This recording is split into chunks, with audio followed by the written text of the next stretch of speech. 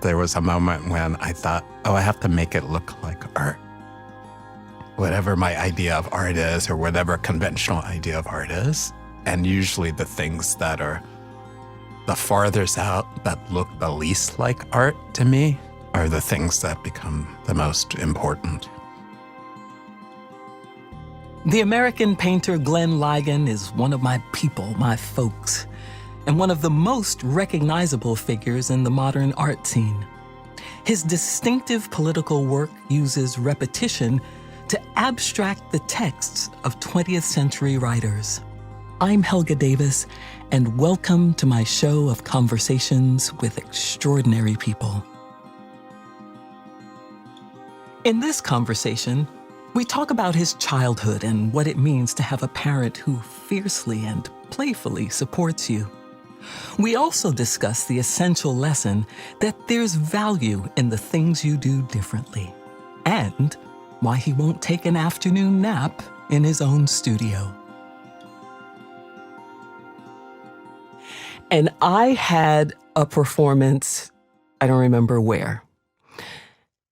And what I remember about that final performance was coming out on stage and seeing you and Courtney Bryan and Pamela Z and Samia Bashir sitting in a row in the audience.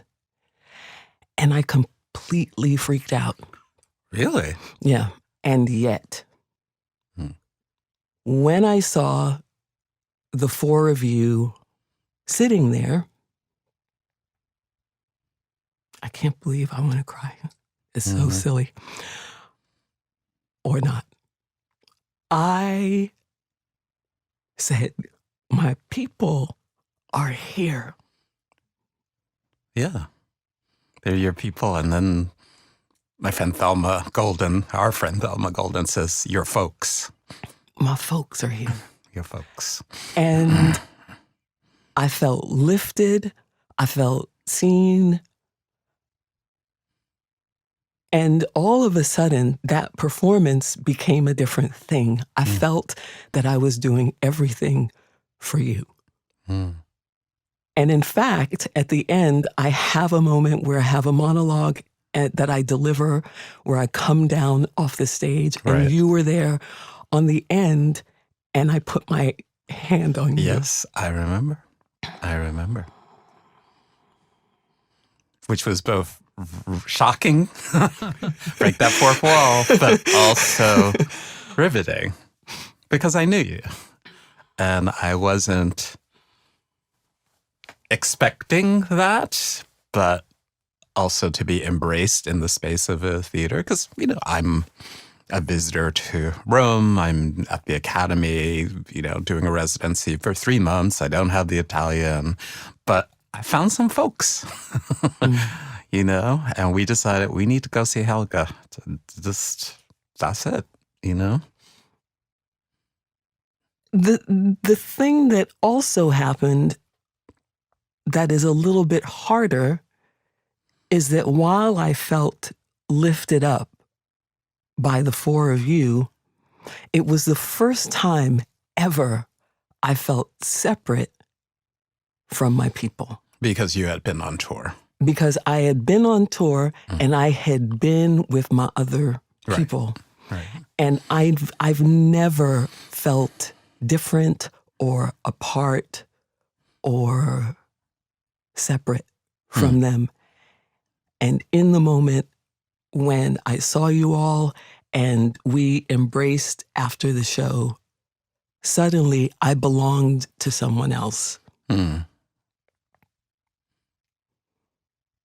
then what happened the next day?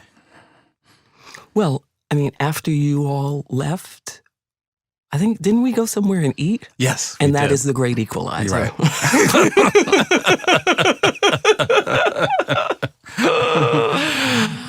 And that was the great equalizer. But I wonder, and I think about the spaces that you occupy and the people who clearly love you, who love your work, who support your work,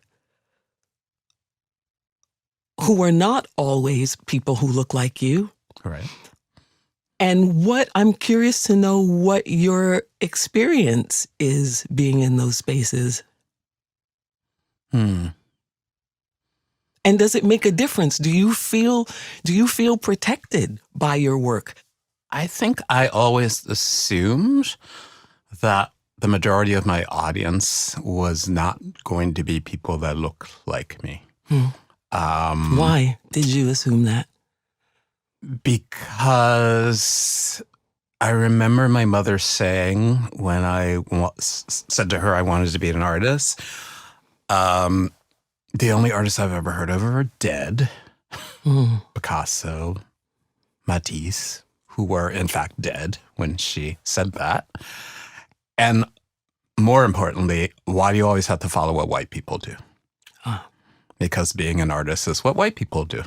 Because even though I think that she had aspirations to be a singer, I don't know if she would have made it professionally, but she loved it. The idea of being an artist was so far out of her experience that it was what white people did.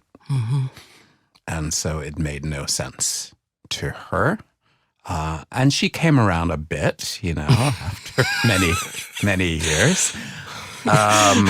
Is she still coming around in some way? She has passed, but lived long enough to, come to an opening at the Whitney Museum Independent Study Program,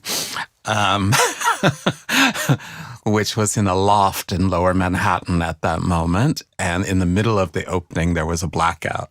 And I thought she must have felt like, what the hell are you entering this world for? I can't even keep the lights on.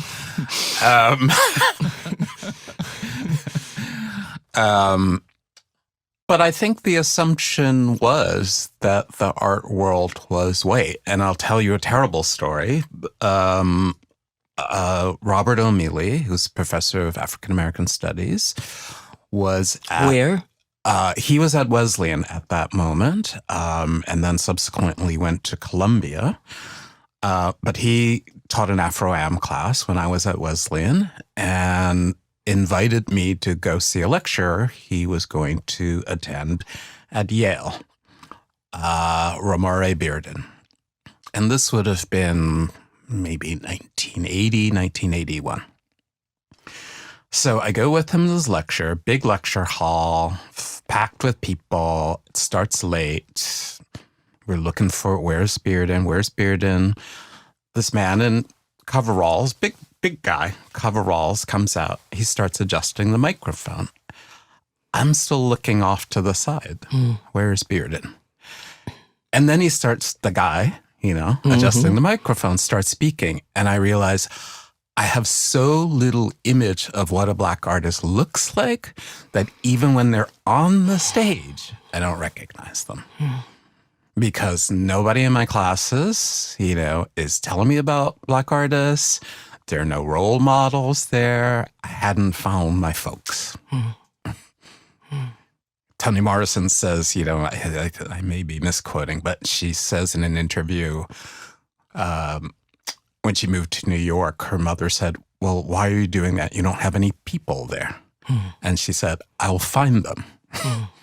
And it's sort of like when I moved to New York after college, I had to find my people, Lorna Simpson, Thelma Golden, etc.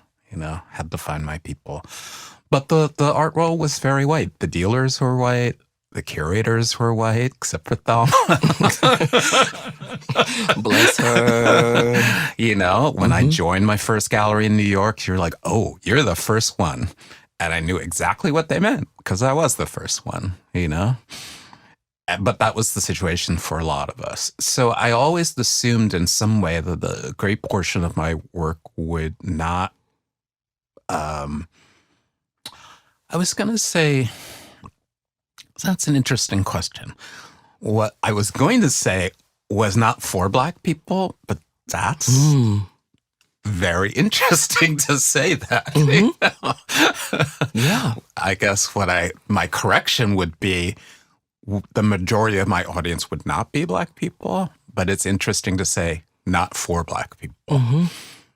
And I think there's a generational shift now, younger artists that I talk to, who I think take the Blackness of their audience and their address for granted.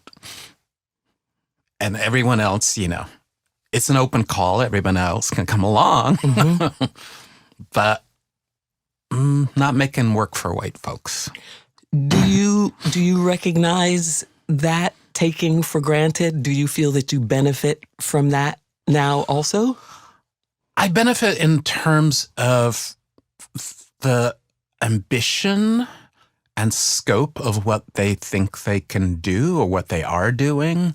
The lack of separation between various areas of their practice, that they can feel like they can bring their full selves to their work, and insist upon that. And because I'm an older generation, I'm a bit more cautious and cynical because I've been around too long and people said too many crazy things to me. And I'm thin-skinned, so I take that in and don't know how to ignore it like it's pork, as they used to say. Who said that? Is that a... Never heard that ever in my life. It's on a record. It'll come to me. But yeah, I think the kind of fearlessness of it. But also I feel like it's a complicated space, too, because I think that sometimes people don't understand that opportunities don't come with care. That you may get a show somewhere, but did they take care of you? Did they talk to you about your work? Do they understand your work? I just did a show recently, and the curator, who had been working with for a number of years, came on the docent tour that I was giving. The tour to tell the staff what this show is about. And I thought, surely you know all of this because we've been talking for the last 4 years. But there they were taking notes. Now, the good spin on that is like, well, maybe I'm going to say something to the docents I haven't said before. The bad spin on that is like, didn't read all those books. Sitting in a pile in the office, but didn't read them. But here we are with the show,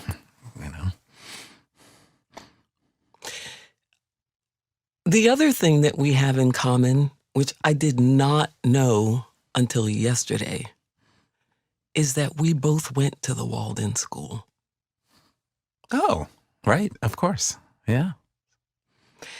And I just want to read a little bit, because I had to go to the Wikipedia page to see how the Walden School has been memorialized. And Walden was known as an innovator in progressive education, okay? Faculty were addressed by their first names, and students were given great leeway in determining their course of study. The Walden School was founded in 1914 by Margaret Naumburg, an educator who later became an art therapist. It embraced individual transformation as an education principle, and that the competition between students was minimized. And so I start, then at the bottom, there's a thing that says notable alumni. And I just broke out into a sweat because I know some of those names, but who made the list? Well, yeah, I can just imagine. Okay, don't imagine. So right under Michael Diamond, member of the Beastie Boys, is Helga Davis. No. Multidisciplinary artist. Nice. And then we turn the page. Right under Jean Lee is Glenn Ligon, conceptual artist. Wow. I didn't know Jean Lee went there. Walden? How long did you go to Walden? I was there for all 4 years. Okay. I was there after you. Obviously, I was there because I didn't meet you there. Right. But I was there for 4 years. How long were you there? 12 years. Oh, I started in first grade. Yep. No. Yes. Started in first grade. And I would just want to say, I'm asking you that question to see what part of that experience points to your track as an artist. Right. And what happened to you there that perhaps facilitated the freedom you felt to say, Mom, I'm going to be an artist. Right. Or I am an artist. Well, I think, as you know, having gone there, that Walden was, what did they used to say? Free to be you and me. You know, you could kind of self-fashion there. I started in first grade because my brother and I were going to the public school across the street from our house in the South Bronx, and they had run out of work for us to do in kindergarten and first grade. Literally run out of things for us to do. I can't laugh because it's so horrible. It is. So my mother got called in one day for a parent-teacher conference, and it's because I had done some alphabet book, which I guess was supposed to take up the whole class period, but they'd only written out for, A, B, C, D, that we were supposed to spend 45 minutes figuring out a word that started with A, B, C, and D. So I asked the teacher to write out the rest of the alphabet for me, and I filled out, words for. And then the next day, my mother got a call from the principal of the school asking her to come in to talk about her kids, because my brother was also kind of underutilized. They made him, what was it called? Milk monitor. Because he was finishing his 45 minutes worth of assignments in this class in 5 minutes. And they're like, well, what do we do with them? So it's like, oh, create this job for him in first grade. So my mother came in for this conference, and the principal was very excited and said, you really need to get them to a different kind of school. Private school. My mother separated from my father at that point, working as a nurse's aide at Bronx Psychiatric Center in the Bronx. Didn't have money to send 2 kids to a private school. We were living in public housing. So this was a fantasy. But she said that something that one of my teachers said during this meeting pissed her off so much that she was like, I'll figure it out. The teacher apparently said, well, your kids may be smart here, but if they were in a real school, they'd probably just be average. And my mother decided I'd rather them be average in a real school than given up on in this piece of school across the street from our house.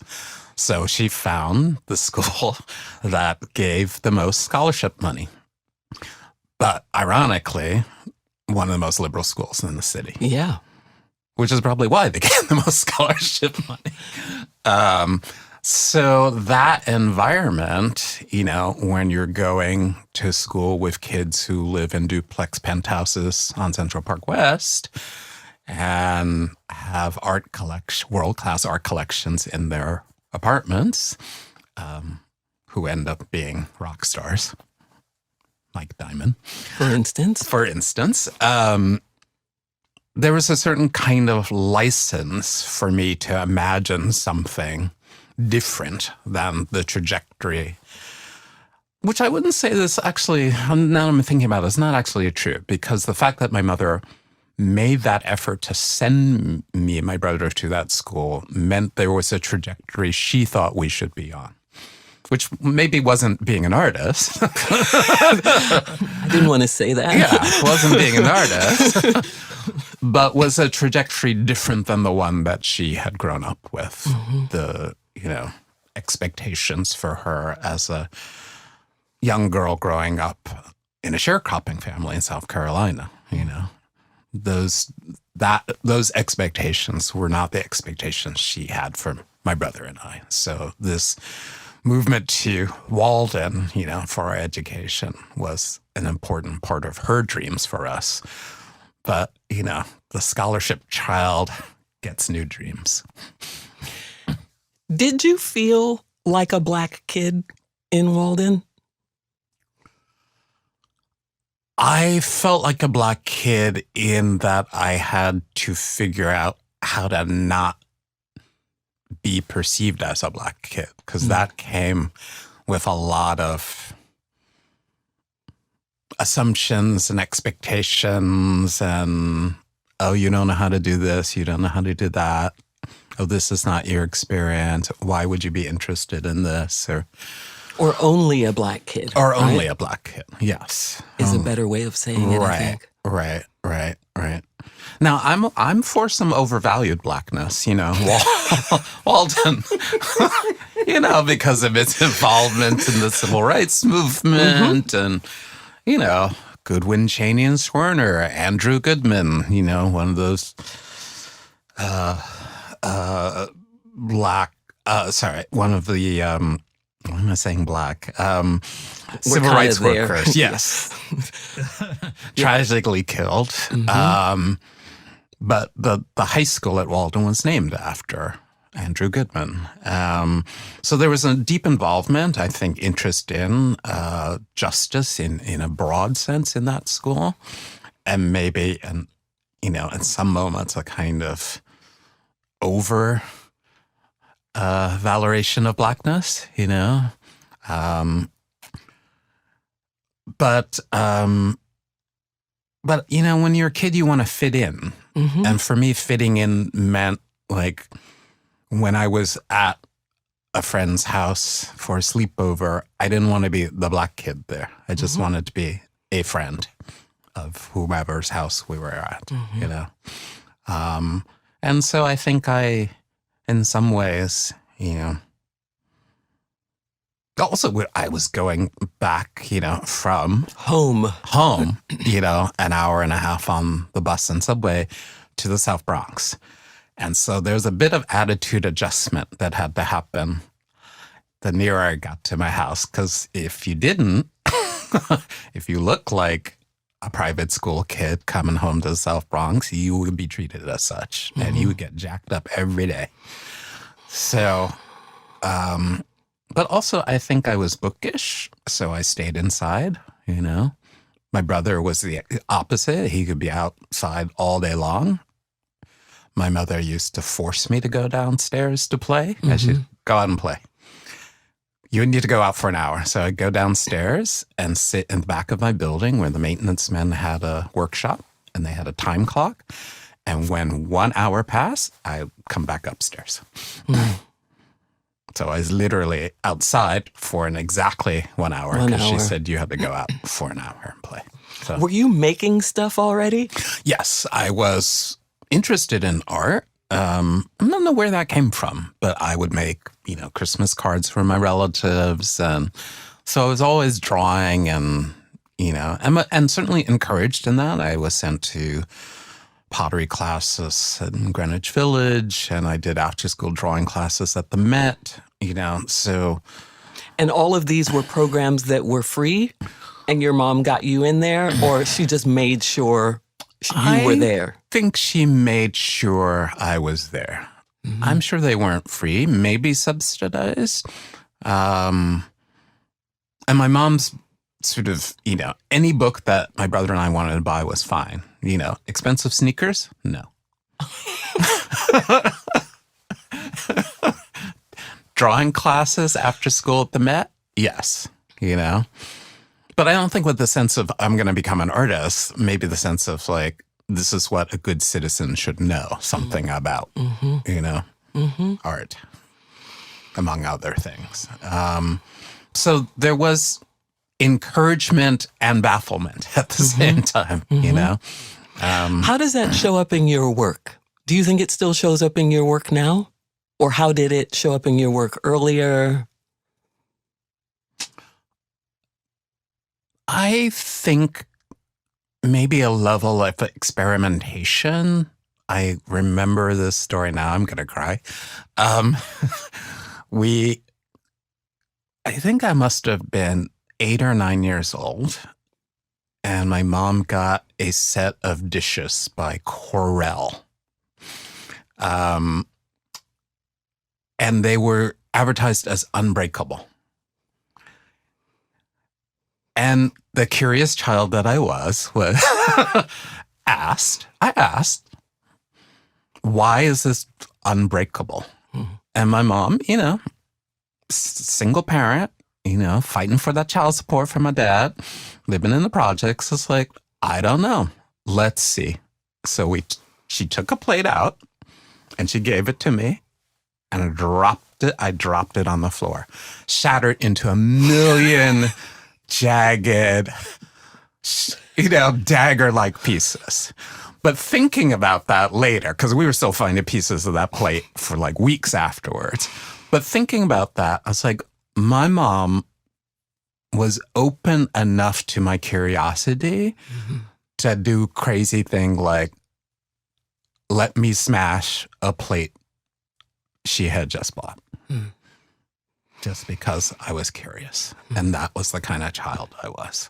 So that encouragement of like, you can try things, you can make your own way, you can figure stuff out, you know, I think started with her.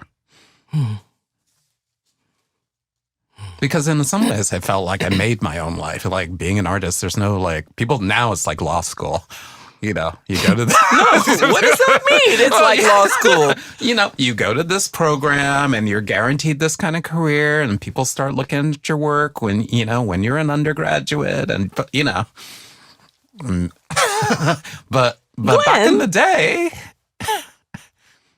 it was kind of like, I don't know. What does it mean to be an artist? I worked at a law firm proofreading for years, you know. While you were painting. Yeah. And told everybody that's what I did. Oh, I'm a proofreader at a law firm. You know, they pay me $12 an hour, which was back in the day a fortune. But I never said I was an artist until I got a grant from, you know, the government. And I was like, oh, the government thinks I'm an artist, so I must be. But, you know, it's just because I didn't have this sort of network, peer group. I had to make that, you know. And I think in some ways, I envy younger artists because they come out with it more. It's more readily available. Yeah, except that they come out with it, and the work, I think, has already been made to fit a thing that they think they can sell eventually.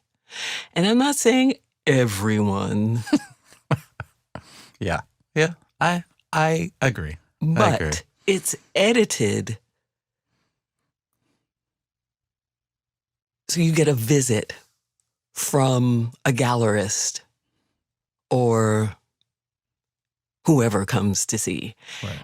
And they start saying things to you like, oh, I think this would be blah, blah, blah. So I had a performance, and I had composed some stuff. It was very heavy. It's a work I did with Devon Tynes. Yes, amazing singer. And we were still trying to figure out the end of it.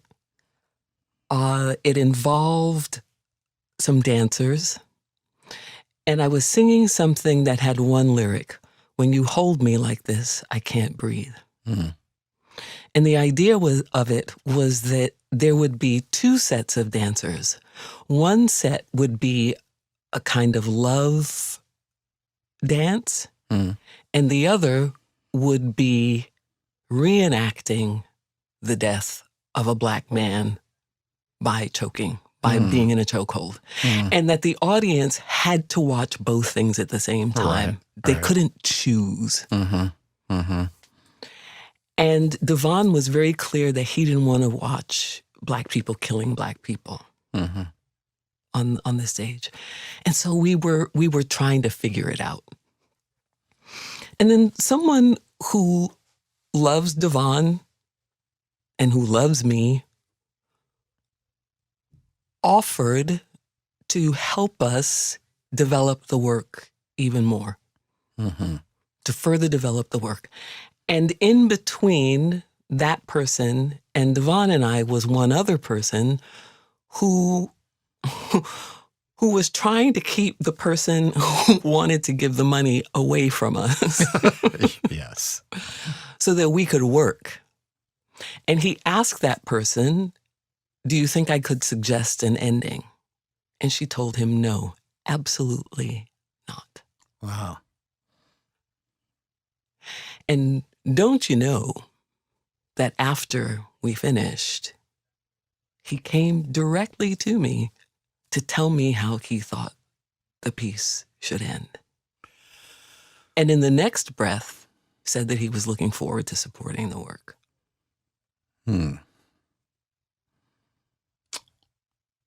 What is that, though? But we know what that is. Yeah, we know what that is. Okay. But, and I've certainly had that. But is it any different than the Medicis, than it's not a new thing to support artists and for artists to have benefactors. It's not a new thing. Why do we care where the money comes from to do the work? Right. Well, because, as you said before, I think it is, and I struggle with this all the time, I got offered a commission, and it would be a big project, and I don't know if I feel like doing it. But is that because you're at a place in your career where you could just not feel like doing it and not do it? Yeah, but it's different. Which is different, but also I feel like it's not a good idea. It's somebody who wants something that I wasn't gonna make, and they're offering to pay for it. And so it's a good idea financially, but it's not a good idea conceptually for me to spend all my time making something that I'm not so invested in. And so I have a kind of luxury to say no. But this happens all the time. When I was a younger artist, it was like, oh, we could have sold 10 of those. I was like, but I don't want to make 10 of those. Okay, so let's talk about that. When you're a younger artist, how are you supporting yourself? So you were a proofreader at a law firm. Right. Were you still living at home? No, I left the Bronx as soon as I could. So right after college, I had roommates. I lived in Brooklyn. My mother was like, Brooklyn's scary. Why do you want to live in Brooklyn? It's like, because I grew up in the South Bronx. How scary could Fort Greene be? It's just, she didn't have any folks there. That's what that was about. Yeah. She didn't know anybody there. But okay, so you had a bunch of roommates. Make my work, not really selling anything. Worked at this law firm full of amazing people, But what does that feel like? You're not selling anything. How long were you not selling anything? 8 or 9 years. That's a long time, no? Yes, that's a long time now. Back then, that I think was probably normal. Now it'd be a long time. Because kids are very grand now. Just got out of Yale and there's many zeros behind that one, in the sale price. So it's a different world. But but also I feel like it took me a while to find, my thing, my voice, what I wanted to do versus what everybody else was doing or what I thought I should be doing or should be interested in. I had a professor in college, it's a bit of a diversion, but who was in the faculty dining hall. Her name is Jacqueline Gurevich. Was in the faculty dining hall having lunch with a colleague and was overheard by a friend of mine talking about me. Oh, I have this student. It's kind of amazing. He's doing this still life, but he's doing it one by one. And it's like, what do you mean? Well, he's painting the shelf. Then he painted the bowl that's sitting on the shelf. Then he's painting the fruit in the bowl as if he were constructing this still life in paint rather than painting everything. A bowl of fruit. A bowl of fruit, you know. And my friend who shouldn't have been eavesdropping on professors in the faculty dining hall and shouldn't have told me what a private conversation was. But what was striking to me about that was it was my professor saying he does something different than everyone else is doing, and I value that. And in retrospect, that was super important. It's like, oh, you know, the thing that I do that's not like what everybody else does is actually valuable. I think this is such an important thing for people to hear. Whatever it is they do. Whatever it is they do. The thing I'm also curious about in your world is whether or not, so now that we're talking about market and collectors and sales and that kind of thing,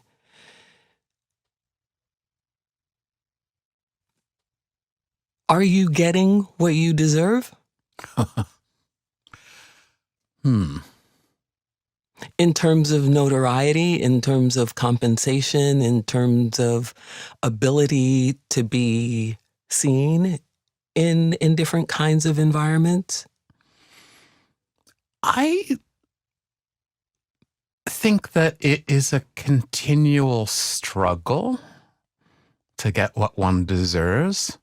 But also I think some things that I thought I wanted, I don't want. As I've gotten older, I feel like, I don't want that. I don't want to be doing shows back to back all over the world.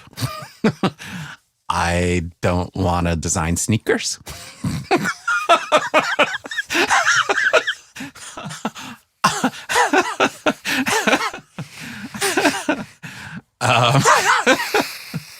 Now, back in the day, I used to get, I'd read art magazines and I'd see a review of a show and I'd be mad, like, I didn't mention my work. And then I would catch myself like, Glenn, bitch, you're not in that show. That's why. But the ego, just like the ego. And I feel like the older I've gotten, the less of that is there. It's more about how do I make situations where I can do my work the way I want. I remember an artist friend, Chris O'Feely, saying after a big retrospective show, he's like, you need to get back to work immediately because these kinds of shows kill you off, too much in the past, start dwelling back there. No, you keep working. But also the good thing about big shows like that is that you can do whatever you want afterwards. And when he said it to me, I was like, I don't know what that whatever it is I want to do is. So maybe I should figure that out now, Maybe this is the moment to figure out what is it exactly that I want to do? What's the big dream? Which seems funny to me. Why? Because I think that, I made some huge paintings using James Baldwin. And I was laughing about this because I thought a younger artist would have started with a huge painting. It took me 20 years to make the huge painting. Just so the scope of, I think I'm growing into the idea that there are things that I want to do.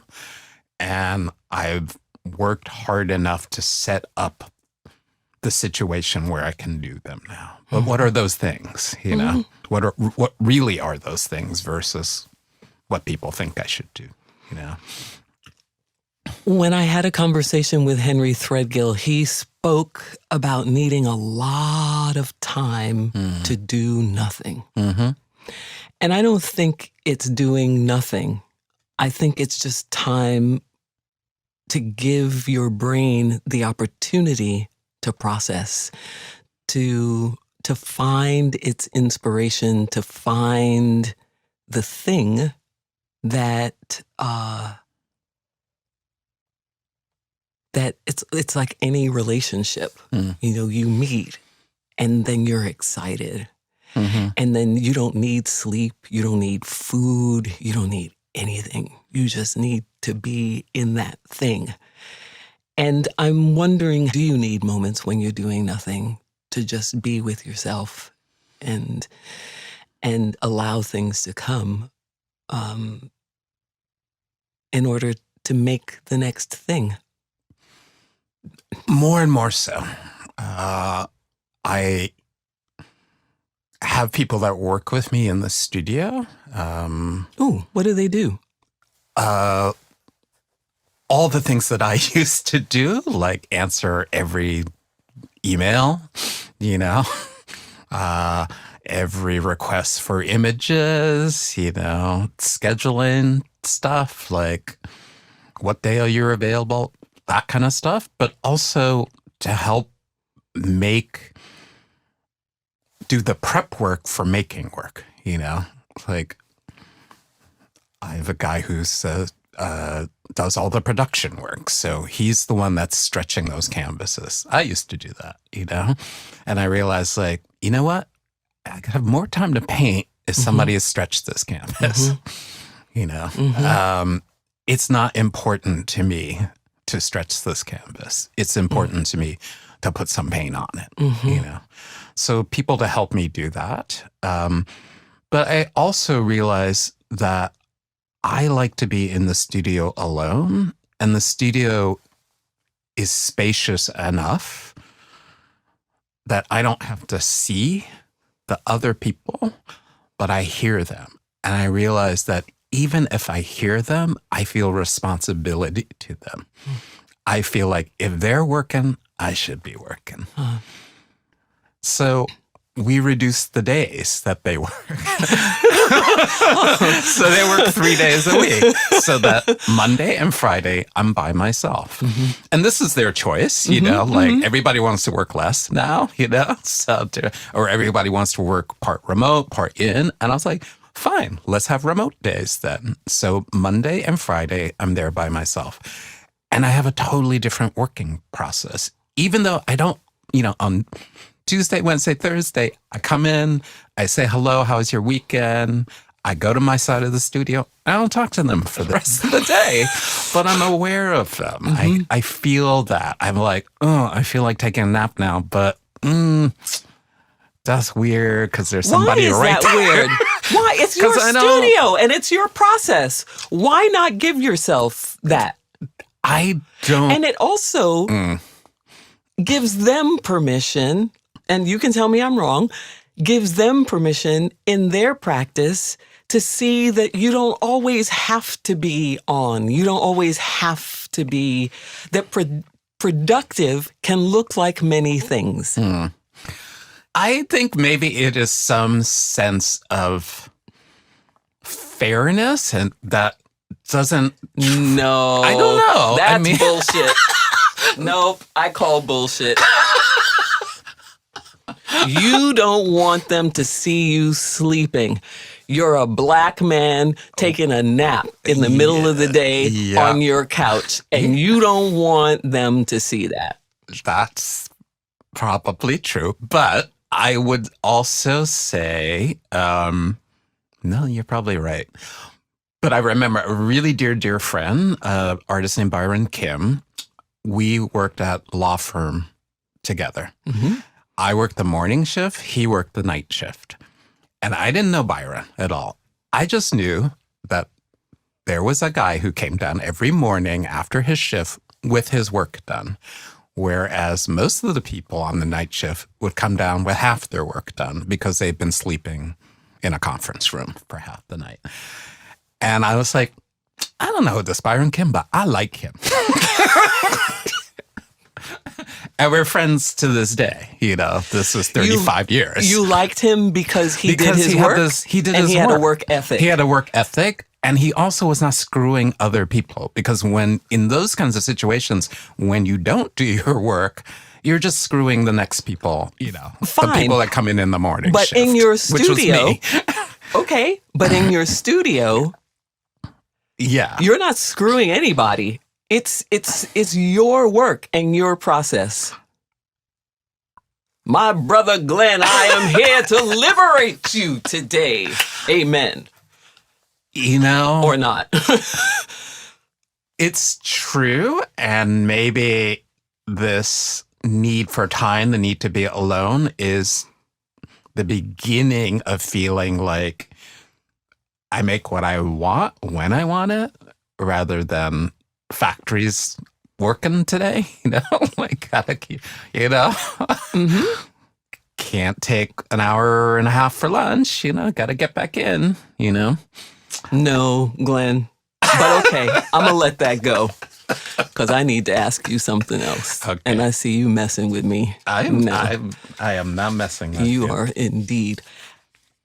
I went to MoMA recently and I had a destination. Okay. And like everyone else who was there that day, I was there to see the Red Room, except I was kind of sidetracked by the exhibition that was before the Matisse. And the artist was Frédéric Brûlé-Boisbré. And I have to go back and see Me too. the Red Room. Me too. But I got stuck right here. Right. And more than talking about the particulars of the exhibition, there was also a film. Yes, which I watched when I saw it. Okay. And he says some things that I would like your reaction to. He says, "You are the eyes of the earth. Goodness makes the body beautiful. Drawing is my life companion. That he needs everyone, and that in fact, everyone needs him." And the other one I loved was, in order to be an artist, you have to get rid of shame. Yeah. What's amazing about that work, but also particularly that film of him walking through the town he lives in and just pointing at stuff on the street. And it's sort of like he's a collector of art, as much as he is a maker of art. Because suddenly this little scrap of paper he sees on the street is a face. You're seeing it differently because he's seen it, and that is what was amazing. And also the work is all about inventing a language, kind of. Also a good practice for an individual to undertake. Which I guess every good artist invents a language, It's just he is actually inventing a language in his work. There is that. What about this? In order to be an artist, you have to get rid of shame. Yeah. That was an awfully big sigh.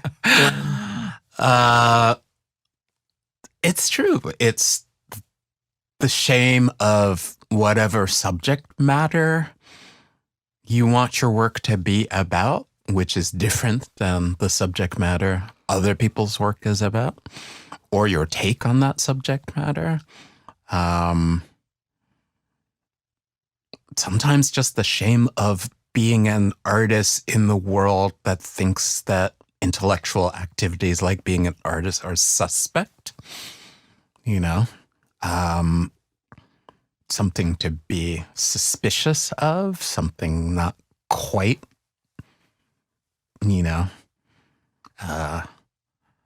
people don't understand it, don't understand why you make it, think it's not for them, getting over that. I think this is part of his personal mythology. Mm-hmm. What's yours?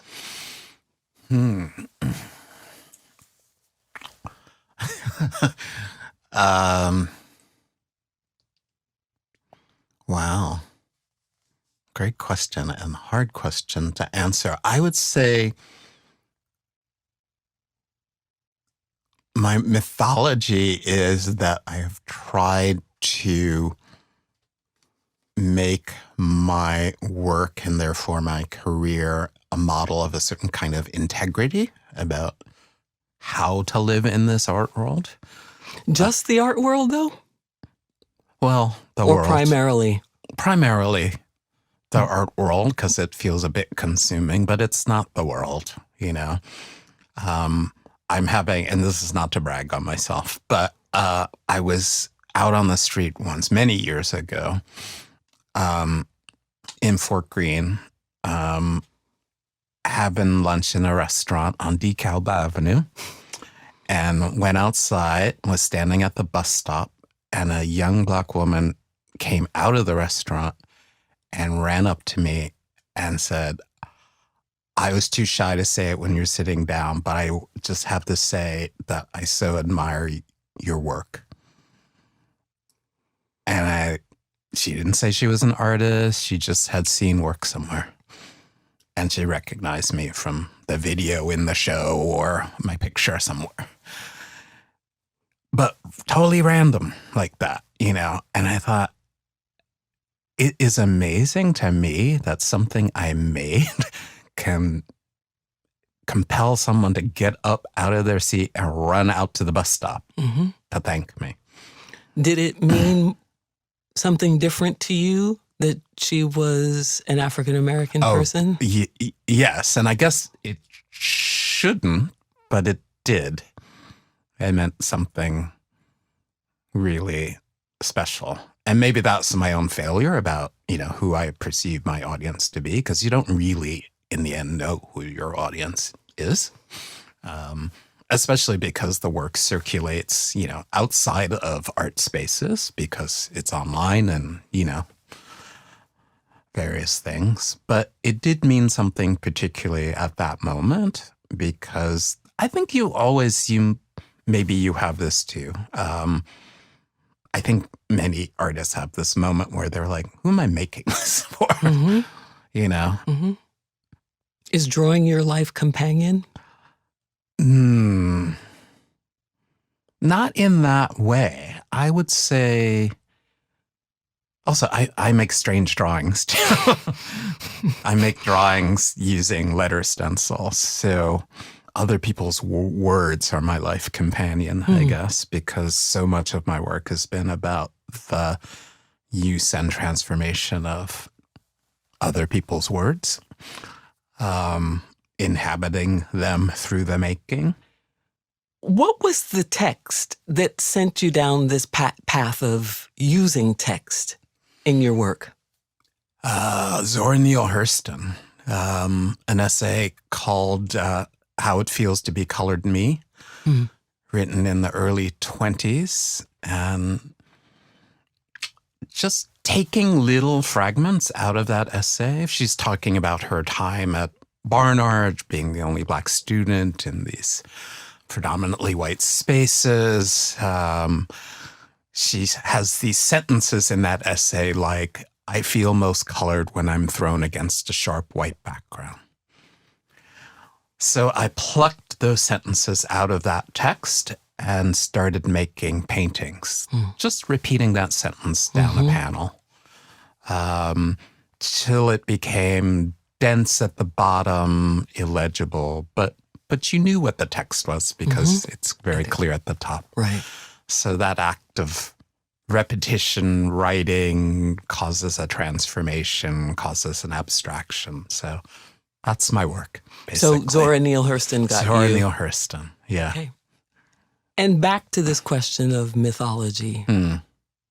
So yours is one that I am a person of integrity. Yes. Which I can give many examples where that is not true. I'm as hoish as the next person. But I guess you said mythology. So the myth is, the word on the street is, Glenn got some integrity about his practice. What are things that you do every day that you think every person can do to begin to give meaning to illuminate, to bring more of themselves into the world? What are things that you do? You drink iced coffee and you don't eat. Other than those two things. Well, one thing I've been doing lately, in the studio, but this is why headphones are genius, because you can just be like, look like you're working, and you are working, but you're actually listening to a podcast. But I try to listen to something that's going to give me ideas. So Saidiya Hartman talking to Fred Moten, lecture they did that's online, University of Chicago or somewhere, listen to that. Or Arthur Jafa talking about his latest installation, And I do that because I want to be connected to a community of folks. And sometimes that's not physical connection, that's just intellectual connection. I hear their voices. I think about the work they're producing, their ideas. And I found that, in a way, doing that every day was super helpful in the studio. Because otherwise I'm just listening to, National Public Radio all day long. And even the repeats, even when it repeats, I was like, oh, I heard this news before. So I try to kind of get my mind working like that. Or even just my partner James said he's fond of kind of harsh pronouncements. It's like, I don't want to listen to music I've heard before anymore. Oh. I only want to listen to new things. And I'm the opposite. I've been playing some Smiths records to death, But there are moments where I thought, okay, let's try that as an exercise. Let's listen to that album by X I've never heard before, Bless you. Just to think differently, listen differently. And how was your mom with all of... My mom, we never really, really talked about it, though, of course, she knew that I was gay, all them handmade Christmas cards.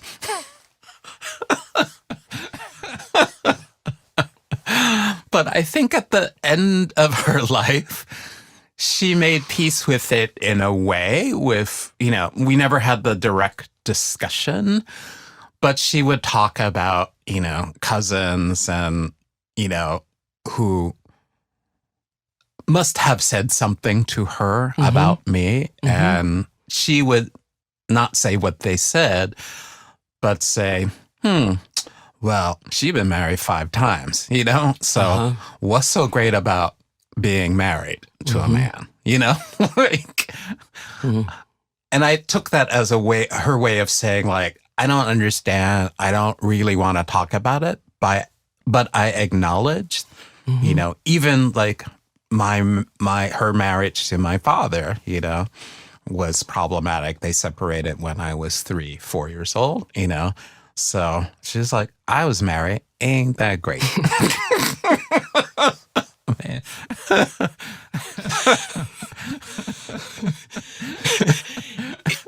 Is there anything I haven't asked you about that you want to talk about? I remember once, I think I was talking to Jason Moran about making work for a show. And I said to him something like, well, I'm just trying to make it look like art. This piece. Glenn, that I'm what are we making. going to do with you? For real. But it's funny. It's a funny thing to say, and he reminded me of it the other day. But it is. But when you're trying to make something that looks like art, that's when you're not making art. Okay. So that's why I remembered it, because there was a moment when I thought, oh, I have to make it look like art. Whatever my idea of art is, or whatever conventional idea of art is. And usually the things that are the farthest out, that look the least like art to me, are the things that become the most important or interesting or get me the furthest. Thank you. Thank you. Oh my God. That's amazing. But I knew it would be. Oh my God. My mother's turning over in her grave. No, she isn't. She's so proud of you. She is so proud of you right now. I remember my brother went to show the Hirshhorn I had in Washington. All my relatives are in Washington. And he's going through the museum, and one of all the guards in the museum are black, and usually black men for some reason. And this guy comes over to him. It's like, you know, a brother made all this work. Yes. I know that's right. That's where we end. Proud. Yes. Yes. Yes. Oh, that's beautiful. That was my conversation with Glenn Ligon. I'm Helga Davis.